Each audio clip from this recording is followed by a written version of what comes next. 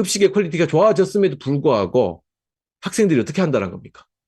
그러니까 이게 이제 우리가 잔식이라 했을 때요. 아이들이 먹다가 남은 거 버린 거 그거 얘기하는 게 아니고 여기서는 아예 손도 안 댄 걸 얘기하는 거예요. 그러니까 하도 아이들이 안 먹다 보니까 만들었는데 손도 안 댔어. 그대로 남았어. 그대로 버리는 거예요. 너무나 안타깝잖아요. 그죠? 이렇게 어마어마하게 버려지고 있는 학교 급식 이거 어떻게 할 것인가? 이에 대해서 우리 학교의 행정실장께서 고민을 빠졌습니다. 이제 그런 문제 인식을 했으니까 이 문제 인식을 해결하기 위해서 이러저런 아이디어를 좀 내야 되겠죠. 자, 그 아이디어를 내는 과정에서 푸드뱅크 업체가 있다는 걸 발견합니다. 여러분 푸드뱅크 업체라고 주로는 뭐 종교단체나 복지단체 등에서 운영을 하는데요. 이렇게 음식물을 모아가지고 빈곤층한테 나눠주는 그런 일들을 하는 곳을 얘기합니다. 자, 푸드뱅크 업체한테 이렇게 깨끗한 급식의 잔식 요거를 드리고 그들이 독거노인 등에게 나눠주는 방식 괜찮겠다 생각이 좀 들었고 그거에 대해서 그렇게 하면 음식물 쓰레기도 줄이고 그리고 좀 전체적으로 보면 온실가스 배출도 막는 거 아니냐? 우리 학교뿐만 아니라 전국의 학교 얼마나 많아? 이런 생각을 딱 하게 된 거죠. 자, 그러기 위해서 아이디어 검토를 위해서는 어떻게 해야 되겠습니까? 뭐 이러저런 사례라든지 법률적인 검토를 해야 되겠죠. 그래서 법률 메카라는 사이트를 딱 들어가 보니까 답이 딱 나옵니다. 여기에 똑같은 고민을 딱 올린 거예요, 지금. 이렇게 학교 급식 많이 남는데 독거노인 등에게 들으면 어떨까요? 라고 했는데 이게요, 이분이 올린 게 아니고 이전에 다른 분이 이렇게 올린 거예요. 말 그대로 이와 비슷한 고민을 한 사람이 또 있었다라는 거죠. 학교에서 일하는 분들은 당연히 이 고민들을 하는 사람들이 있겠죠.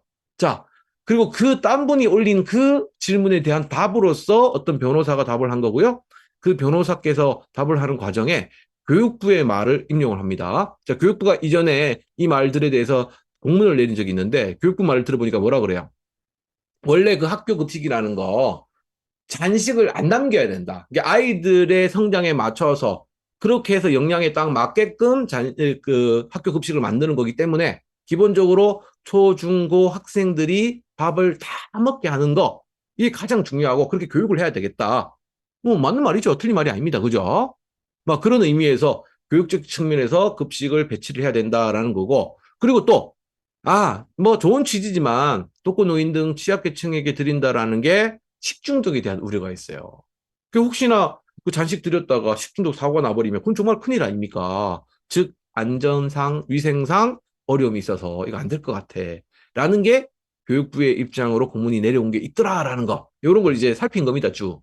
하여튼 뭐 이거 틀린 말이 아니니까 이에 대해서 참고를 잘 해야 되겠고 그래서 고민 끝에 혼자 고민하기 어려우니까 이제는 동료들, 상급자 등에게 보고하고 또 자문을 구해야 되겠죠. 그죠? 상급자한테 자문을 구했더니 뭐 교장선생님께서는 야, 괜찮아. 한번 해보자. 야, 정말 좋은 아이디어야. 라고 승낙을 했는데 근데 정작 그 현장의 동료들은 반대를 합니다. 사실은 영양사나 조리사 등의 그 학교 급식 관계자들이 당사자이기 때문에 그들이 반대해버리면 사업 추진이 어렵죠. 아까도 우리가 살폈다시피 노동부의 사례든 혹은 영화의 사례든 이 동료들이 반대를 하더라. 그러니까 이 실행이 어렵다. 딱 나오잖아요. 여기도 그죠? 동료들이 반대를 해버립니다. 또 이 실행이 어렵습니다.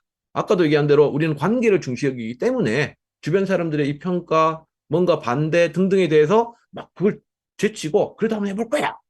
이게 자체가 어려울 뿐더러 이건 당장 그 해당 업무의 당사자들이거든요. 그러니까 더욱더 추진하기 어려워지는 겁니다, 지금. 자, 그 학교 급식 관계자들이 뭐라고 반대했나 보니까 첫 번째로는 법적인 근거가 미약하다. 그렇지. 그 어쨌든 학교의 물건을 공공재산인데 이를 사람들한테 주는 거니까 공공의 재산을 준다는 거에 있어서는 나름대로 근거가 있어야 되는데 막 줄 수 없는 거 아니냐. 이런 정도의 타당한 말을 하셨고. 자, 두 번째. 교육부가 지적한 그대로 식중독 사고 나면 그거 누가 책임질 거냐? 당연히 큰 문제가 되겠죠. 그죠? 그리고 세 번째. 안 그래도 내가 힘든데 이거 새로운 일이 추가될 것 같아. 그럼 또 이거 업무가 증가되는 거 아니냐. 너무나 힘들어. 라면서 반대를 했다. 어쨌든 뭐 충분히 타당한 반대라서 고개가 끄덕여졌지만 이들을 포기할 수 없었고 뭐 이에 대한 적절한 대응들을 하기 위해서 또 나름대로의 열심한 노력을 합니다. 자, 먼저 법적 근거를 마련하기 위해서 뭐 조례 제정 등의 노력을 좀 했었고요. 또 푸드뱅크 업체와 계약을 맺는 과정에서 식중독 사고에 대해서 푸드뱅크 업체가 책임을 지겠다라는 계약을 명확하게 한다라는 부분들이 있었고요. 자, 그리고 일이 않는다. 내가 볼 때는 이게 오히려 죽는 거야. 라고 설득을 하는데, 아무래도 당사자들은 이게 설득이 잘 안 되잖아요. 특히나 이론상으로는 잘 그림이 안 그려지니까. 오케이, 그러면 딱 한 2달만 해봅시다. 우리가. 이게 말로만 하지 말고, 탁상 공론하지 말고, 실제로 2달마다 시행해보자. 그러면 진짜로 우리가 한 평가를 해보자 이거야. 그 이후에 추진할지 말지를 결정하자 이거야. 라고 제안을 했고 2달을 딱 해봤는데 어이구야 2달 하고 나니까 어때요? 오히려 급식실 당사자들이 이제 찬성으로 돌아섰어요. 왜? 아니 그 전까지만 하더라도 아예 손도 안 댔어요, 여러분. 이 잔식을 버릴 때 얼마나 무거워요. 지금 보세요, 여러분. 1일 평균 음식물 배출량이 111kg가 줄었다라고 돼 있어요. 111, 그러니까 내가 평소에는 그 111kg를 들어야 되는데 그걸 안 들어도 돼. 이게 없어져 버렸으니까. 다시 말하면 나의 노동이 상당 부분 줄어들었다. 그리고 음식물 처리기 비용도 매달 50만 원씩 절감되었다. 경제적으로 또 이득이네. 그죠? 왜? 오후 2시만 되면 푸드뱅크 업체가 와가지고 음식 담아갈 깨끗한 통을 갖고 와가지고 그걸 그대로 담아가거든요. 그러니까 그동안 음식을 버릴 때의 죄책감. 사실은 행정실장님도 죄책감을 느꼈지만 여러분 당사자입니다. 내가 만든 음식이야. 지금 내가 음식을 만들었는데 아이들이 손도 안 댔어요. 깨끗한 거야. 그대로 다시 내가 버려야 돼. 얼마나 큰 죄책감입니까? 그죠? 예전에 우리가 쌀할 털도 아낌없이 먹어야 된다. 뭐 이런 얘기를 했는데 이렇게 막 그 죄책감을 드러냈다라는 거예요. 또 한편 우리 어르신들 어때요? 어르신들은 너무 만족하죠. 그죠? 그전에도 이렇게 푸드뱅크 업체가 가끔씩 이렇게 줬는데 이제는 더 많이 주고 더 질 높게 주잖아요. 이제 급식의 질을 보면요. 여러분 이제 부모님들인 사람들 다 알 거예요. 초중고 학부모님들인 분들 꽤 계실 텐데 여기에 아이들 급식표 이제 한 달에 한 번씩 이렇게 오잖아요. 이번 달에 뭐 먹는다 이렇게 한번 쭉 한번 보세요 그거. 진짜 오히려 고기 같은 거 너무 많이 먹어서 탈이야. 질이 너무 좋아요. 급식 퀄리티가. 특히 이제 우리 아이들은 또 많이 먹어. 우리 집에 이제 아들 셋이, 여러분 보통 댁에서 그 치킨 시키면 몇 마리 시켜요? 이제 치킨은 3마리. 우리 애들은 많이 먹어요. 항상 막 2그릇씩 먹고 그러거든요. 뭐 급식을 워낙 잘 나오기 때문에 이렇게 만족스럽게 하고 있는데, 어쨌든 뭐, 우리 어르신들 입장에서는 평소에 못 먹던 음식, 고기 이런 것부터 시작해서 더 좋은 퀄리티, 더 많은 양으로 잘 공급받을 수 있었으니까 당연히 만족도가 높아지겠죠. 자, 그리고 이것을 이렇게 좋은 사업을 우리끼리 할 수 없다. 전국으로 확대해보자! 라는 취지로 이 교장선생님하고 행정실장님께서 어떻게 했다는 겁니까? 온라인 소통이라는 현 정부가 운영하고 있는 국민 참여 플랫폼이 있습니다. 지금 우리가 뭐 구글이나 네이버에 온라인 소통이라고 치면 바로 나옵니다. 거기에 정책 제안을 한 거예요. 여기에 이렇게 이러저런 좋은 아이디어가 있는데요. 라고 딱 하면 그게 이제 채택이 되면 쫙 퍼져 나올 수 있거든요. 이렇게 해서 이 좋은 아이디어를 딱 냈더니 오케이 이게 채택이 되었고 이에 대해서 이제는 어떻다? 학교 급식 잔식 나눔의 정책을 국무총리실에서 각 부처별로 관련 조치사항을 이행하라는 공문을 보낸 상황이다. 그야말로 전국으로 확대할 수 있는 이런 정도의 정부의 권고까지 생겼다라는 거고요. 뭐 아까 우리 법적인 문제 이런 이제 조례 제정을 좀 해야 되겠죠, 그죠? 자, 우리 경기도의 의원님과 함께 학교 급식의 잔식 기부 활성화에 관한 조례를 만들었고요. 이에 대해서 조례안을 보니까 교육감께서 학교 급식 잔식 기부를 지원 장려해야 된다라는 부분들이 나와 있고 또 교육지원청의 교육장이 학교장과 함께 관련한 업무들을 제대로 해나가라라는 부분들이 나와 있더라. 그러니까 이제 이 수원 효원 고등학교 말고 어떤 다른 고등학교들은 뭐 조례까지 만들어져 있으니까 뭐 바로 지금이라도 시행할 수 있게 되었다라는 거.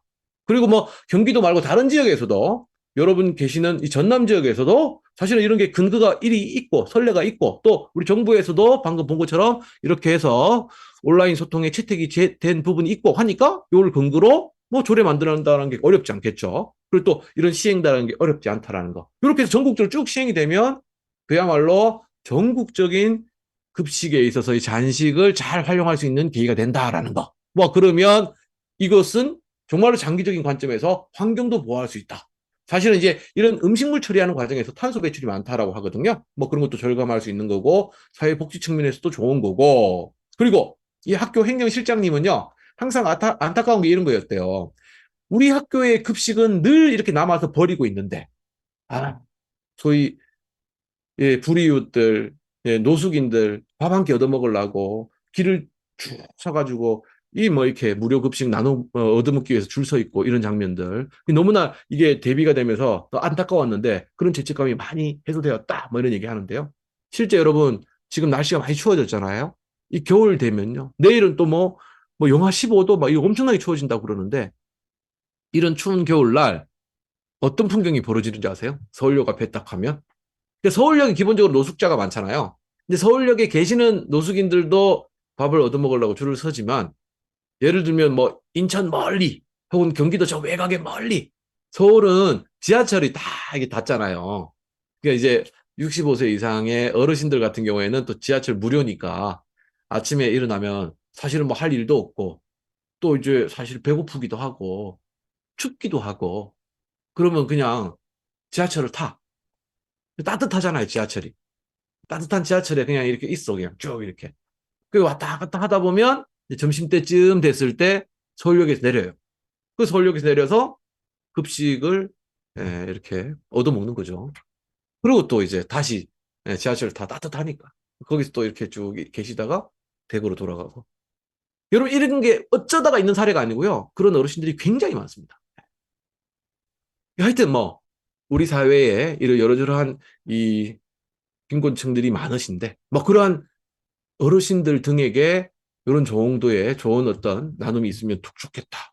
하여튼 근데 이것도 마찬가지죠. 그러니까 한 사람의 어떤 고민, 아이디어가 창의성을 바탕으로 그러니까 새로운 것들을 막 만들어내고 있으니까 그걸 바탕으로 적극적으로 행정을 했어요. 그랬더니 그야말로 학교에 버려지는 음식물 쓰레기도 줄이지만 우리의 이 빈곤층, 우리 할아버지, 할머니 이분들에게 좋은 혜택으로 돌아간다. 많은 사람들한테 좋은 혜택으로 돌아갔다. 역시 공통적인 적극 행정의 사례들 볼 수 있었고 뭐 이렇게 반찬 받고 좋아하시는 우리 어르신들 모습 사진을 또 확인할 수 있습니다. 자, 이렇게 여러분 단계별로 1단계부터 쭉 이렇게 결론까지 살펴봤는데 여러분들도 여러분의 영역 속에서 뭔가 문제점이 있는 것들에 대해서 한번 고민을 해보고 그것을 해결하기 위한 아이디어들을 이렇게 저렇게 한번 찾아보고 또 역시나 동료들과 상사들에게 또 의견을 물어보기도 하고 그러면서 뭔가 새로운 창의적인 아이디어를 바탕으로 적극적으로 행정을 해 나가보자. 그러면 이런 좋은 사례들이 만들어질 것이다. 여러분들의 업무 속에서 1단계부터 8단계까지 쭉 한번 진행해 보면 좋겠다라는 정도로 한번 교훈점 찾았으면 좋겠습니다.